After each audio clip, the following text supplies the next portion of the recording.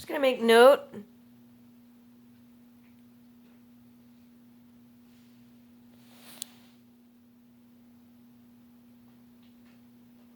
Hear that sound? That is not the heater, but there is a very cold air filled with toxins that are quite abrasive to my nose and my face and burning my already just ground meat, hamburger meat lips.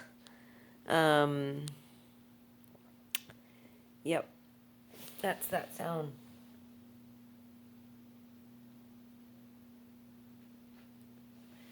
So, this is the animals already getting all suffocated by anesthesia. Yeah, I just want to make a note. It was interesting. I was watching a clip on YouTube about Ariel Castro, and watching him in the courtroom, I had forgotten about this, how adamant he was that he was not a perpetrator. That those women, despite the chains and the locks and their, I'm sure, pleas to leave, he wholeheartedly seemed to believe that he was not. I mean, he kept saying, I'm not a monster, I'm not a monster. I just have a sex addiction, and that's that. Um, this is something you should know about the girl who's sitting up in there right now. Who you'd think, yes, can I just crawl up there and go up there? You'd think it was that easy. You'd think it was that easy. I'm pretty sure she's somewhere above the refrigerator or somewhere in that area, just because of the separation. It seems to be stressing over there. I've documented that and posted that. I'm pretty sure she's there, or I've heard her. Uh, there's been times where she's been out and about, and then she has to scurry and scamp. Same thing happened in Hawaii, and or she could be in the big metal box that is the heating AC unit. Those are like, I mean, it's not my attic. You'd think attics are like, oh, I can just go up there and just look around. It's not really like that. But I'm getting off track. Just so you know, 4'10 approximately, 85 pounds approximately, um, a very tiny woman with a very old face, looks homeless, meth heady, sort of, old, haggard, and long, used to be, or is, long brown, really pretty, curly, wavy hair. But the difference between her and Ariel Castro was going to spend the rest of his life in prison. And the only reason he didn't get the death penalty, from what I seem to have heard and read or just saw, is that he admitted to what he was doing. But he really believes he's not. He really, I mean, you could tell he had convinced himself, because this is what would happen over the 10 years of these people being victimized like that and imprisoned, is that, you make it as normal. It becomes your everyday life. I can't say normal life, but it becomes your everyday life. Just like my life. Like every day now, I get up and the foreboding night ahead is filled with rape and sodomy and torture. And I think people then suspend their belief, because they're like, well, then how would you just be standing here? And people are like, I could never live through that. I don't know how you're doing this. And you just do. You just fucking do. You just fucking deal. And you just keep going on. And some days are harder than others. And usually depending on how vicious the raping and the sodomy is.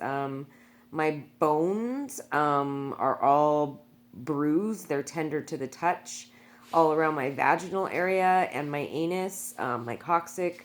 They're all bruised. And my bottom constantly feels like a pressure. And that's from the bruising and the constantly being sodomized. But something about her that I want people to understand, just in case she ever gets caught, is that she knows what she's doing is wrong. She's very aware. She's very much always trying to make sure she doesn't get caught. She wants to always make sure I'm completely unconscious. Now I don't even get those opportunities, but I used to when they started doing the gassing and started doing it in this manner, this methodology. It took them a while to perfect, and thanks to everybody that's not doing anything, I'm sure other people will experience this. Um, but I mean, they test you. She tests me, with noises, with things like that to see if my body jumps or responds. And if it doesn't, then they're ready to go. And now they've really perfected the like mass, like just, and it's anesthesia. It's literally anesthesia. So I get knocked out. Um, and now it's just laying the foundation. It's building it up in my system. It's building up in my system so that will take less and it can be more immediate. But the thing is, this crazy, insane woman who was homeless, that the Hawaiian Syndicate or the cartel or the Hells Angels, I don't know where her connection laid, where it was.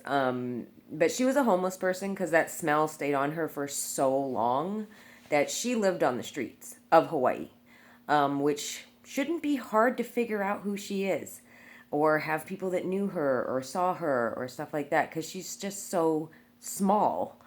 And she's a psychopath. So, you just add in that she has to have had a history of being just a violent person towards other people because of what she's been doing to me. And anyhow, so I just wanted on the record that she's not like Ariel Castro.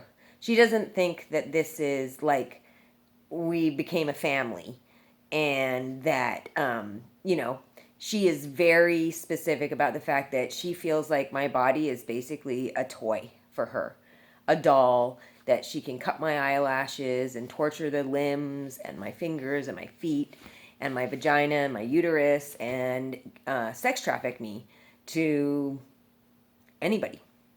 And in Hawaii, she had a harder time. I can't say there's less rapists in Hawaii, but I think that they felt a little more hesitant than the plethora of rapists here. But that's just to know because literally this woman deserves the needle. Seriously. Oh, that's my stomach. I don't really want to eat anymore because of the gas, the constant anesthesia. I just have no appetite. So, and the dogs struggle with that too. I have to buy fresh meat for Miho to put it on his food so he'll eat.